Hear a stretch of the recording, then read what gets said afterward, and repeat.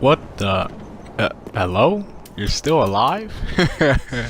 Yes, yes, I'm still alive. My fire has not faded yet. I apologize for the bad joke. But with that being said, I am still here. I'm not dead. I think the last time I posted a video was like maybe like 3 weeks ago, somewhere around there. It's just things got hectic out of nowhere, so I had to deal with some things. So, but either way, I'm back with making videos, and I haven't played Dark Souls in the time since I last posted a video. So this is my first time back on. I thought I would just record it, see how my first time doing, see if I'm rusty, super rusty, if I'm just a little rusty, or maybe I didn't lose anything. But I was a little rusty. I made a couple mistakes here and there. I got a few practice matches in, and I was just like completely terrible. But once scraped off the rust, yeah, it got better. So taking that 3-week break, I really did miss Dark Souls. I just didn't have the time to play it. So now I'm back on it, and it's a lot of fun. And I know they made some game balances and changes to things. I don't know, everything they did. I'm not sure about everything, but I know a couple things they did. Like, they finally realized that it's, freaking retarded to have some weapons that have, like, faith requirements, but for some reason they have no fucking faith or intelligence scalings, which is retarded to me. Like, why does the Wolnir Holy Sword have a faith requirement of like I'm not sure what the faith requirement is, maybe like 16, 17, I don't know. Why does it have a faith requirement? Why does it have a iteration of Wrath of the Gods in the weapon art, but no faith scaling? That was just it baffled me.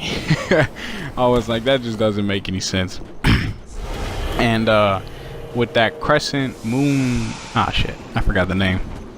The crescent moon sword thing, the weapon that the guy who gives you the red eye orb, the weapon he uses, why does it have a moonlight great sword weapon art? It throws out moonlight, has a intelligence scaling, but for some odd reason has no intelligence requirement, for some odd reason has no intelligence scaling. Like, what? Help. It just didn't make any sense. So they realized that finally, and they finally adjusted those weapons and made it more, made it much better for the weapon in itself. Because just having it as a strength or dexterity weapon, but having kind of a large faith or intelligence requirement with no faith or intelligence scaling, it was really dumb. But they fixed it, so we ain't gotta worry about it no more. Maybe they'll make some more weapon adjustments before the DLC comes out. I think the DLC comes out in August, so that's not far at all. I don't know what today is, but I know it's somewhere close to August, or not far away. So I thought the first build, oh shit, I was actually not a bad pair right there, and that Moonlight Greatsword does a ton of riposte damage, but he got backstab too. I can do critical attacks too, buddy. Then he got caught. And how you like it? But so I just pressed continue. I didn't load any game, and I was like, whatever build I was on last time, I'll just use that build to warm up. And apparently I was on my bleed build. I don't know what the fuck I was doing on it. I don't know what the last video I made. Actually, I think it was on my mage, but so I'm a bleed build. So I'm using a lot of quote unquote meta weapons, whatever you want to call them. Like the Karthus Curve Sword and the Unikari Ubadachi and whatever. I don't think I have the washing pole. Actually, I should add the washing pole on this build. I'm not really I'm not really one to get hurt by hate, and people saying, oh, you're using meta weapons, because the truth is, I've used every kind of weapon there is, and you can look back at my videos. You know, I just don't limit myself to these weapons all the time. Nobody can ever say I did that, because if you go back, I use a bunch of spells, I use a bunch of weapons. You know, that's because that's just kind of the player I am. I just like to delve into anything and everything, whatever it is, whether it's good, bad, you know, whether it's medium, I don't care. I just want to use it, test it out for myself, and whatever I like, I'll use it. Whether you think it's good, whether you think it's bad, or whether you think it's just alright. And I think that's how everybody should look at things. If you like something, don't let somebody you know, persuade you into not using it or using it because, you know, it's too good, or, you know, they say that weapon's shit.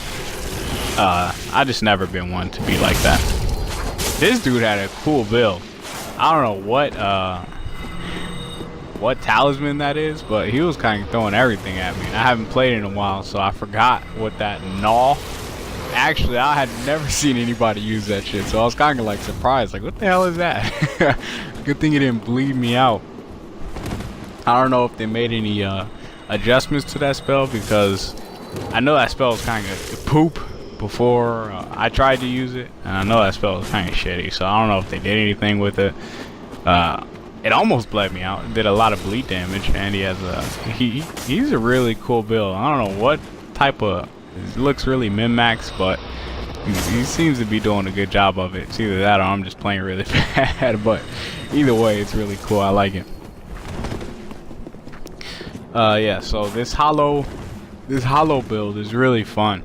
And I think they did something with the Flynn's ring. I'm not for sure, because I remember the Flynn's ring used to do like absolutely nothing for you, but I was pretty low on the weight ratio, so I thought I'd throw it on there, and actually added like 15 damage, you know, 15 to 20 damage, and I was like, whoa, yeah, that's actually pretty acceptable, because last time I put it on and it only added like, I swear it only added like 5. I was like, why the hell would anybody use this ring?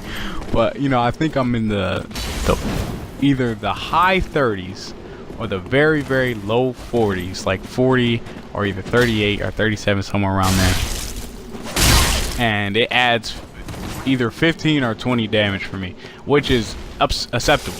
You know, it's not something to look down upon. I could just wear the Loy's sword ring and, you know, get 40 AR, but once I get hit once, you know, oh god, am I gonna die? Did I really just stand there? Well, you know, that's what I get for not playing the game for like 3 weeks. I just stood there and, you know, did a lot of nothing and just let him hit me. But yeah, so it adds, you know, I could wear the Loy's sword ring and get like 40, but once I get hit once, I lose all of it, and plus like latency and shit like that, I'm usually not gonna get the first hit. Yeah, and if I do get lucky, you know, I'll lose it eventually. So I'd rather just take the consistent 15 AR rather than having that, you know, very, very risky 40.